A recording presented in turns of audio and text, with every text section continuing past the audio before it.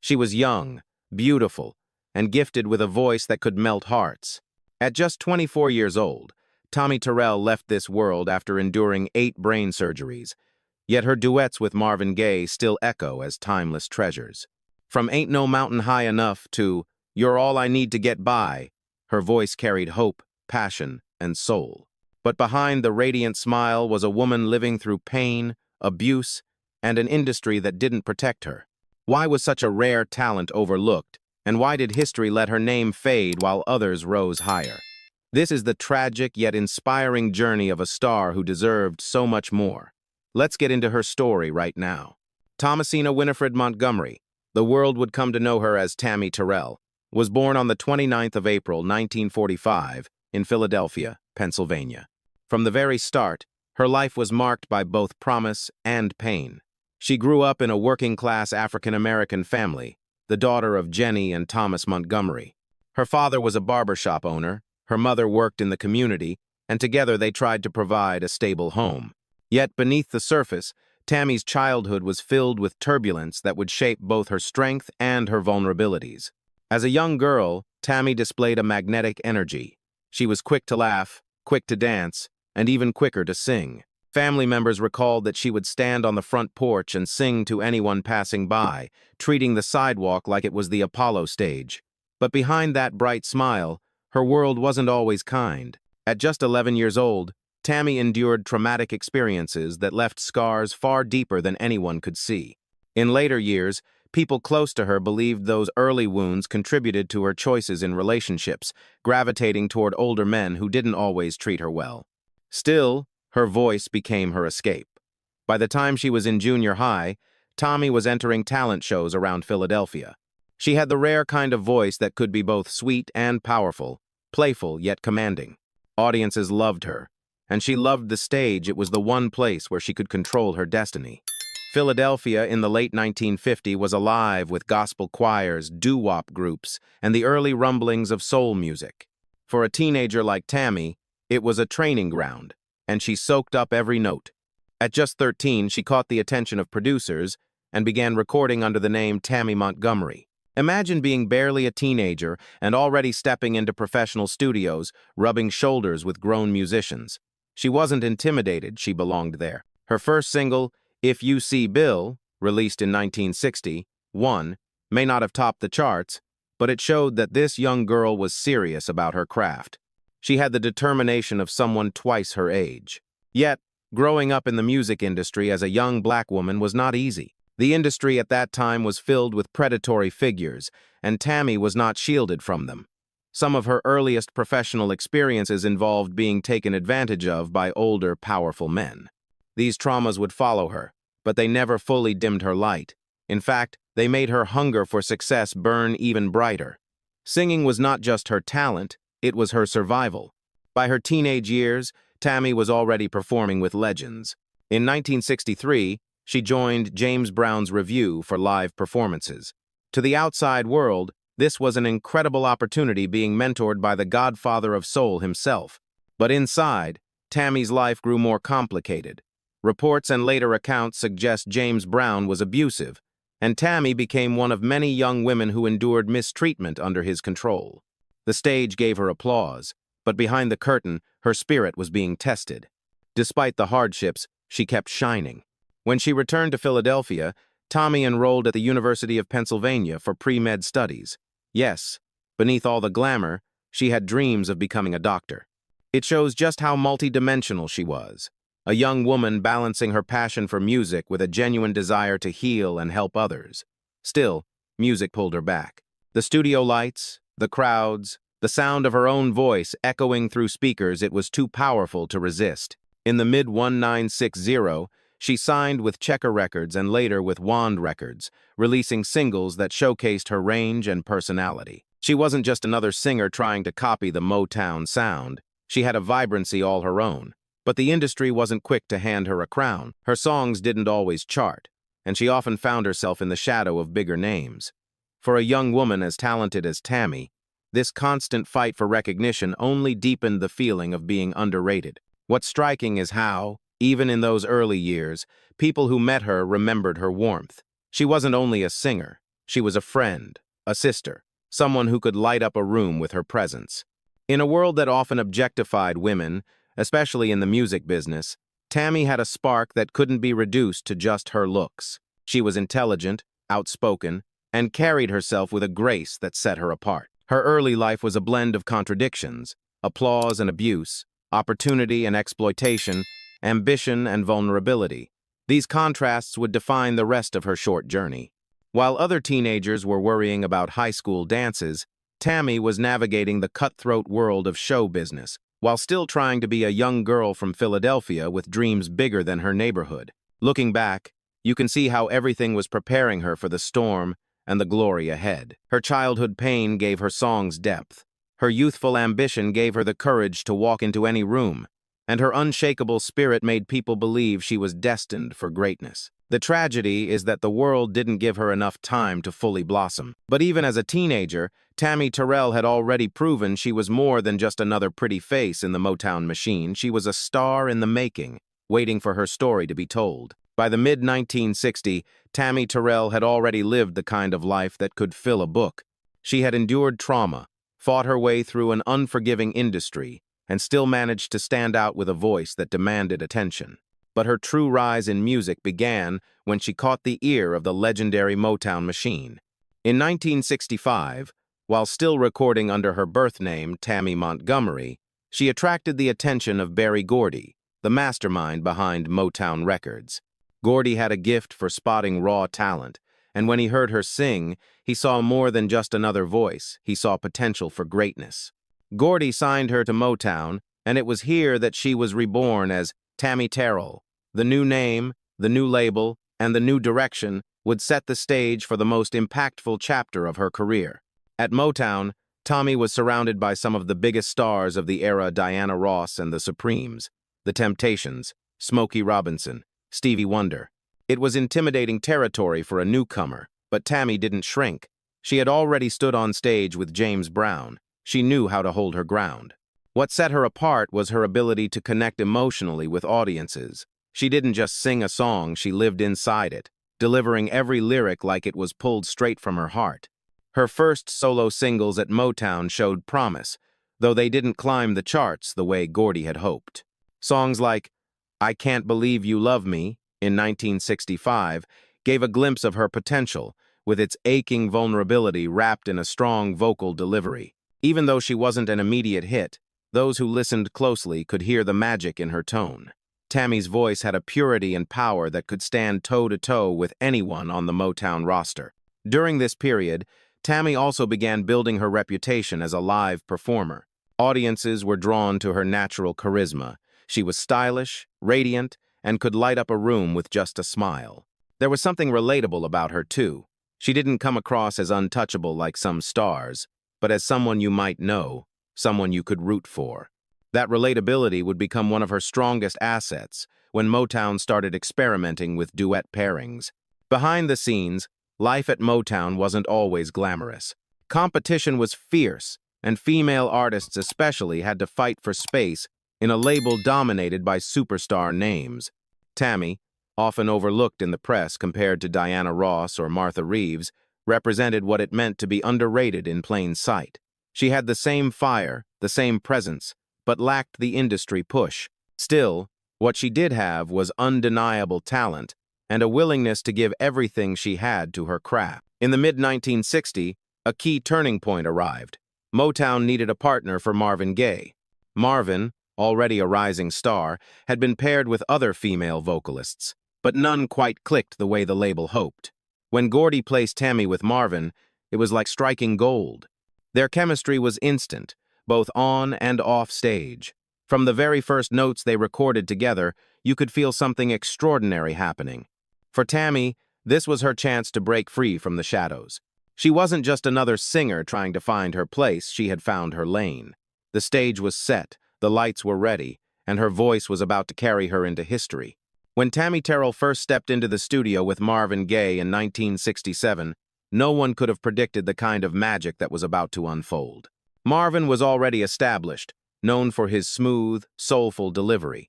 Tammi, on the other hand, was still searching for that one big break. What happened when their voices met was nothing short of legendary. The first track they recorded together was Ain't No Mountain High Enough, written by the powerhouse duo Ashford and Simpson. From the opening lines, it was clear something special was happening. Marvin's velvet tone met Tammy's bright, spirited vocals in perfect harmony. The chemistry felt natural, effortless, like two old friends finishing each other's sentences in song. When the single dropped, it soared up the charts and quickly became one of Motown's defining anthems. For Tammi, it was a breakthrough. After years of being overlooked, suddenly the spotlight was shining directly on her. Her name was on the radio. Her picture was in magazines, and audiences across the country were falling in love with the sound of Marvin and Tammi. Together, they became the duo everyone wanted to see. What made their pairing so powerful wasn't just the music, it was the energy they brought to the stage. Marvin was famously shy in live performances, often reserved and hesitant to fully let go. Tammi changed that. With her bubbly personality and radiant smile, she pulled Marvin out of his shell. On stage, she would tease him, dance with him, lean into him, and the crowd went wild. She gave him confidence, and in return, he gave her the platform she had been waiting for. Their connection was pure joy, and audiences could feel it. The hits kept coming, Your Precious Love, If I Could Build My Whole World Around You, and later, If This World Were Mine. Each song showcased not just vocal skill, but a deep sense of intimacy. Fans began to speculate, were they secretly in love? Was there more to the story than just music? Marvin himself admitted years later that while he cared deeply for Tammi, their bond was built more on friendship and mutual respect than romance. Still, their undeniable chemistry blurred those lines in the eyes of the public. Offstage, Tammi was still navigating a difficult personal life. Her relationships with men like David Ruffin of The Temptations were turbulent, filled with highs and painful lows. Yet whenever she stepped into the studio with Marvin, it was like none of that mattered. The music became her sanctuary, a place where she could shine without fear. For Marvin, Tammi was a blessing. She re-energized his career, gave him a new artistic partner, and reminded him of the joy of simply making music. For Tammi, Marvin was a safe place, a man who didn't exploit her, but uplifted her. Together, they became Motown's golden pair, capturing lightning in a bottle with every track. By the late 1960s, Tammi Terrell had finally arrived. No longer the young girl struggling to be noticed, she was now half of a legendary duo whose songs would define an era. But even as her star rose higher than ever, fate was preparing to throw a devastating twist her way. By 1967 and 1968, Marvin Gaye and Tammi Terrell had become Motown's shining duo. Their duets weren't just songs, they were moments of pure connection that defined an era. With each release, they carved their names deeper into the fabric of soul music. For Tammi, this was the long-awaited breakthrough, the moment when the world finally recognized the gift she had been carrying since childhood. Ain't No Mountain High Enough had already set the tone, but it was far from the end. Your Precious Love followed, hitting the top of the R&B charts and crossing over to the pop world. Then came If I Could Build My Whole World Around You, where Marvin and Tammi traded verses like two hearts speaking directly to each other. Their voices blended in a way that felt more like a conversation than a performance. It was tender, it was romantic, and it made listeners believe in love again. Perhaps the most personal of their hits was If This World Were Mine, written by Marvin himself. In it, he gifted Tammi some of her most memorable lines. The way she sang them hopeful, sweet, yet powerful made the track unforgettable. To many fans, it felt like Marvin had written the song just for her. It became a wedding classic, a love anthem that still resonates today. What made their duets groundbreaking wasn't only the music, but the timing. America in the late 1960s was a nation in turmoil. The civil rights movement was at its peak, cities were burning, and voices for change were rising across the country. Amid that chaos, Marvin and Tammi represented something hopeful: Black love, unity, and harmony, broadcast over the airwaves. Their songs weren't political anthems, but they carried a quiet revolution showing joy, tenderness, and equality between a man and a woman at a time when those images mattered deeply. In a world where Motown often pushed glamour and polish, Marvin and Tammi felt authentic. They weren't as carefully staged as Diana Ross and the Supremes, or as heavily marketed as the Jackson 5 would later be. Instead, Their appeal came from raw chemistry. Watching them perform, audiences believed what they saw. That authenticity made them stand out, even among Motown's crowded roster. Still, even as her voice graced the airwaves, Tammy's recognition lagged behind. Marvin was already an established star, and much of the press focused on him as the leading figure. Tammi was often mentioned as Marvin Gaye's duet partner, rather than a star in her own right. It was another layer of injustice in her story. Despite being half of the reason those songs soared, she remained underrated. But inside the hearts of fans, Tammi was unforgettable. Young women saw her as a symbol of strength and style. Young men adored her beauty and spirit. Her smile was as famous as her voice. Together with Marvin, she wasn't just making records, she was shaping memories, embedding herself into the soundtrack of people's lives. The late 1960 should have been the beginning of a long reign for Tammi Terrell. She was at the top of her game, delivering hit after hit, finally basking in the applause she had always deserved.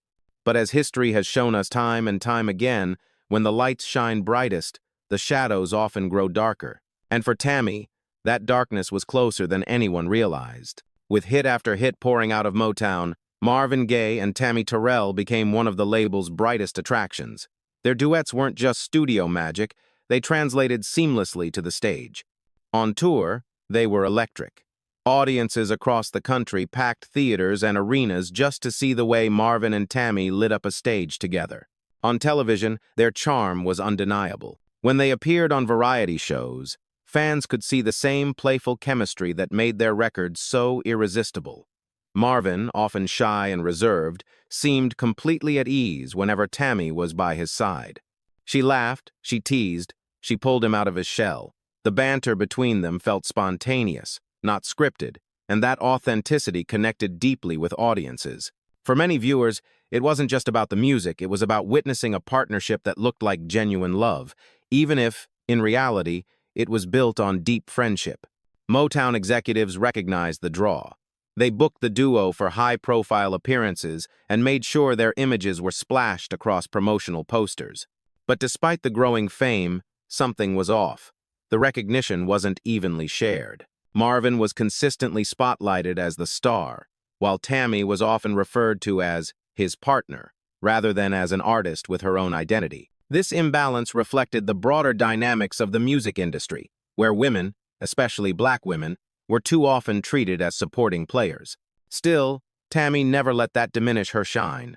On stage, she radiated joy. She danced with Marvin like no one else existed, yet still found a way to connect with every member of the audience. Fans often said that seeing Tammi perform felt like watching a friend chase her dreams. She was glamorous, yes, but also approachable. That balance made her unique in a field crowded with polished stars.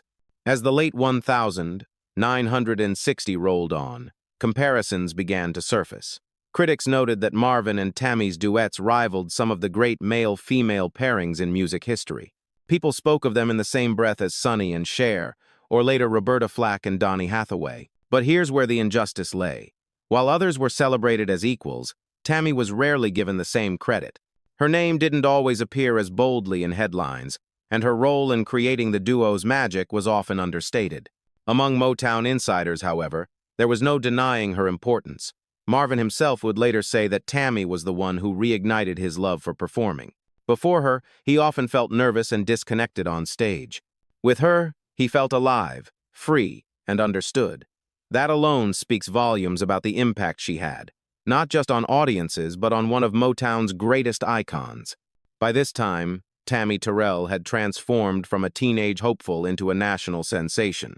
Her voice was on the radio, her smile was on television, and her presence was woven into the cultural fabric of the moment. She was proof that perseverance could pay off, that even someone who had been overlooked and underrated could rise to brilliance. And yet, just as Tammi was reaching her peak, the shadows of her past and the weight of her health struggles began to catch up with her. The applause was loud, the lights were bright, but behind the curtain, storm clouds were gathering.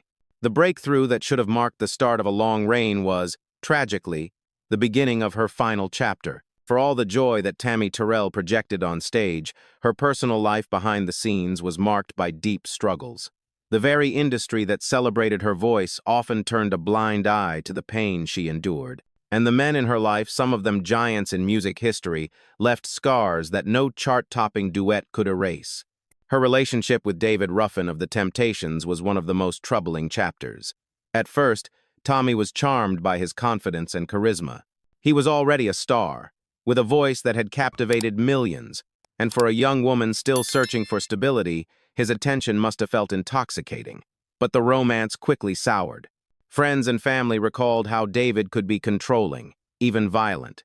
Stories circulated of physical abuse, and Tammi often confided in loved ones about the chaos she faced. What should have been a loving partnership became another source of pain, further compounding the trauma she carried from her teenage years. Then there was her earlier time with James Brown, which had also been marred by reports of abuse and manipulation.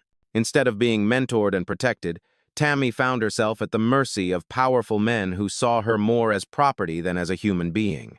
These experiences chipped away at her sense of safety, leaving her vulnerable even as her star was rising. But the cruelest blow was yet to come, not from a person, but from her own body. In 1967, during a performance at Hampton-Sydney College in Virginia, Tammi collapsed on stage into Marvin Gaye's arms. At first, the crowd thought it was part of the act, but the truth was far more devastating. She had been suffering from severe headaches for months, and this frightening episode revealed the seriousness of her condition. Doctors soon diagnosed her with a brain tumor. Imagine being only 22 years old, standing at the peak of your career, and being told that your life was suddenly in jeopardy. For Tammi, the diagnosis was both shocking and cruel. She had just begun to taste the recognition she deserved, only to be confronted with a battle for survival. Despite the grim news, Tammi didn't stop fighting. She underwent surgery, determined to continue performing and recording. Her resilience was astonishing. Just months after collapsing, she was back in the studio with Marvin, laying down tracks that remain classics today. To her fans, she seemed unstoppable, but those closest to her knew the truth. Every smile hid pain, every performance was a victory against her own body. This period of her life captures the heartbreaking duality of Tammi Terrell. To the world, she was radiant, one half of Motown's golden duo. But behind the music, she was a young woman enduring abuse, betrayal, and a devastating illness. Her story reminds us of the thin line between glory and tragedy, and how even the brightest stars can burn under the weight of unseen battles. After her collapse on stage and the devastating diagnosis of a brain tumor, Tammi Terrell's life became a battle of survival. Over the next 3 years, she endured 8 separate brain surgeries. Each one carried the hope of buying her more time, yet each left her weaker than before. Imagine the courage it took for a young woman, barely in her 20s, to face repeated operations while the world still expected her to shine like a star. In between surgeries, Tammi tried to keep singing. Music was her lifeline, the one thing that gave her joy amid the pain. She returned to the studio with Marvin Gaye to record more duets, and remarkably, some of their most enduring songs came during this period. Tracks like "You're All I Need to Get By" carried not just melody, but resilience. When you listen closely, you can almost hear Tammi pouring every ounce of strength into her vocals, as if she knew time was slipping away. Her appearances, however, grew fewer. The once bubbly performer who lit up stages was now often confined to hospitals and bed rest. Friends and colleagues noticed her energy fading, though she always tried to maintain her trademark smile. Marvin Gaye, who had grown deeply attached to Tammi, was devastated. He visited her often, and those who witnessed their interactions said he treated her with tenderness and respect, qualities that set him apart from many others in her life. For Marvin, Tammi wasn't just a duet partner, she was family. Despite her determination, Tammi's condition worsened. By 1969, the tumor had taken a severe toll on her body. She struggled with paralysis, weight loss, and constant pain. Yet through it all, she refused to give in to despair. She joked with friends, leaned on her family, and continued to talk about her dreams, even when she knew she might never see them fulfilled. That unbreakable spirit is what her loved ones remembered most. On the 16th of March 1970, Tammi Terrell passed away at just 24 years old. The news sent shockwaves through the music world. For fans, it was heartbreaking to lose such a radiant talent so soon. For Marvin Gaye, it was a personal catastrophe. Many close to him said he never fully recovered from her death. In fact, some believe the grief over losing Tammi played a role in the creation of his masterpiece, What's Going On, the following year. A record filled with sorrow, hope, and questions about life and justice. Tammi's funeral in Philadelphia was a somber affair, attended by family, friends, and fellow artists. Marvin Gaye delivered the eulogy, breaking down in tears as he honored the woman who had changed his life. The sight of Marvin weeping over Tammi's coffin became one of the most haunting images of Motown's history. Her death marked the tragic end of a life that should have soared far higher. Instead of years of stardom, she left behind only a brief but unforgettable legacy. Tammi Terrell's story reminds us of the fragility of life, the cruelty of fate, and the price of being both brilliant and vulnerable in a world that too often fails to protect its brightest stars. When Tammi Terrell's life ended in 1970, it might have seemed like her voice would fade with her. She had been only 24, her career cut short before she could fully bloom. And yet, more than 5 decades later, her songs continue to breathe life into radio stations, wedding playlists, movie soundtracks, and the hearts of fans around the world. The music she created with Marvin Gaye has proven to be timeless. Ain't No Mountain High Enough is now considered one of the greatest duets in American music history. It has been featured in films, commercials, and even sports arenas, carrying with it the energy of 2 young singers who recorded it with joy and sincerity. Songs like You're All I Need to Get By and If This World Were Mine remain staples at weddings, anniversaries, and celebrations of love. Even people who may not know Tammi's name instantly recognize her voice when the opening lines play. That is the true mark of legacy when the art outlives the artist. Beyond the music itself, Tammi's impact rippled outward to influence generations of performers. Female artists, especially those who followed in the soul and R&B tradition, often pointed to her as a symbol of resilience and brilliance. Singers like Mary J. Blige, Alicia Keys, and Beyoncé have cited the Motown era as inspiration, and Tammi's duets stand as a blueprint for how vulnerability and strength can coexist in music. Her ability to project sweetness without losing power gave future singers permission to embrace both tenderness and authority in their voices. Another layer of her legacy comes from the relationship she had with Marvin Gaye.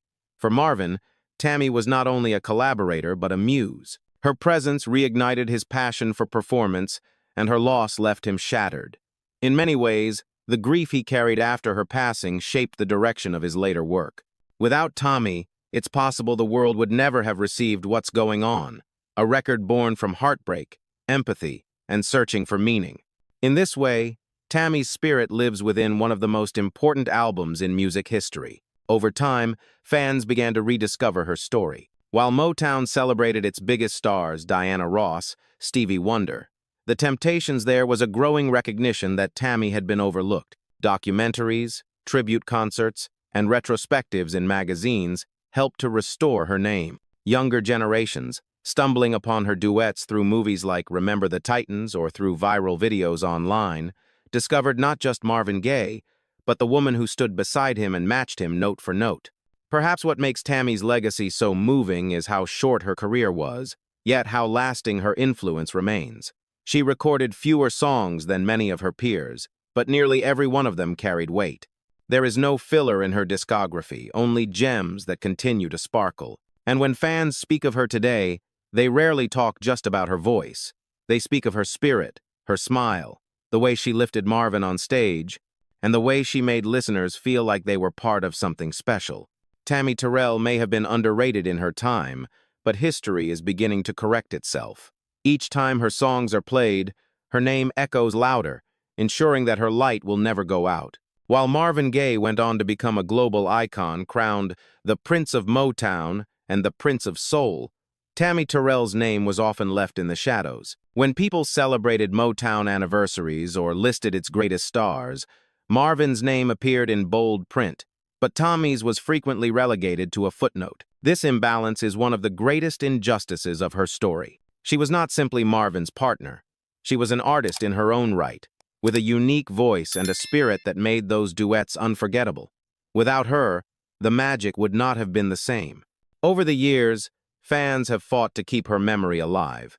In comment sections, on fan pages, and through tribute performances, They remind the world that Tammi was not just Marvin Gaye's duet partner. She was Tammi Terrell, an individual talent whose life was tragically cut short. That passion from her supporters has sparked ongoing conversations about why her story has not yet been fully told on the big screen. The call for a biopic about Tammi has been loud and persistent. Many fans argue that her life filled with triumph, trauma, love, and tragedy deserves cinematic treatment. Again and again, Taraji P. Henson's name surfaces as the perfect actress to portray her. The resemblance is striking, and Taraji's proven ability to capture both vulnerability and strength makes her a fan favorite for the role. Some argue that casting a new face could also honor Tammi by introducing a fresh talent. But either way, the desire for a film shows just how deeply people want her story to be remembered. What's also telling is how Tammi has become a symbol of what it means to be underrated. She embodies the artists who gave everything, whose talent was undeniable, but who never received the recognition they earned in their lifetimes. Her narrative resonates with anyone who has ever felt overlooked or underestimated. It's why her songs feel so personal, not just love duets, but anthems of longing, resilience, and hope. Her image continues to inspire. Fashion enthusiasts admire her classic Motown-style sleek dresses, perfect hair, radiant smile. Musicians study her recordings to understand how she balanced power and gentleness in her delivery. Historians point to her story as an example of the pressures faced by women in the music industry, particularly young black women navigating fame in the 1960s. Even in death, Tammi's influence on Marvin Gaye's career is undeniable. Many believe that without her loss, Marvin might never have channeled his grief into the masterpiece What's Going On. In that sense, Tammi's spirit helped shape one of the greatest albums of all time. She may not have lived to see the recognition, but her fingerprint is there, pressed into the DNA of soul music. Today, Tammi Terrell stands as a haunting reminder of both the beauty and the fragility of life in the spotlight. She was radiant, gifted, and gone far too soon. But the love her fans continue to show, the endless replays of her duets, and the growing calls for her to be honored properly, ensure that she will never truly be forgotten. Tammi Terrell may not have been crowned during her lifetime, but in the hearts of those who cherish her voice, she is nothing less than royalty. Tammi Terrell's story is one of breathtaking beauty and heartbreaking tragedy. She was a young woman whose voice could lift spirits and whose smile could light up a room, yet whose life was marked by pain, betrayal, and a devastating illness that stole her far too soon. At just 24 years old, she left this world, but not before gifting us songs that remain eternal. When you listen to Ain't No Mountain High Enough, you don't just hear two singers, you hear a promise of love that cannot be broken. When you play You're All I Need to Get By, you feel the depth of devotion, the warmth of unity. And when Marvin Gaye poured his grief into What's Going On, Tammi's presence was there, hovering like a spirit guiding his voice. Her life reminds us of the razor-thin line between glory and sorrow in the world of music. On one side, the applause, the bright lights, and the unforgettable performances. On the other, the loneliness, the exploitation, the illness, and the silence that followed her passing. Tammi's journey was both a triumph and a cautionary tale, one that forces us to ask how many other voices were lost because the industry did not care enough to protect them. Yet despite the tragedy, Tammi's legacy endures. She may not have received the recognition she deserved during her lifetime, but today, her name carries weight. Fans old and new continue to celebrate her, to replay her duets, to imagine what could have been. She is proof that even when history tries to overlook someone, true talent cannot be erased. So we end with a question.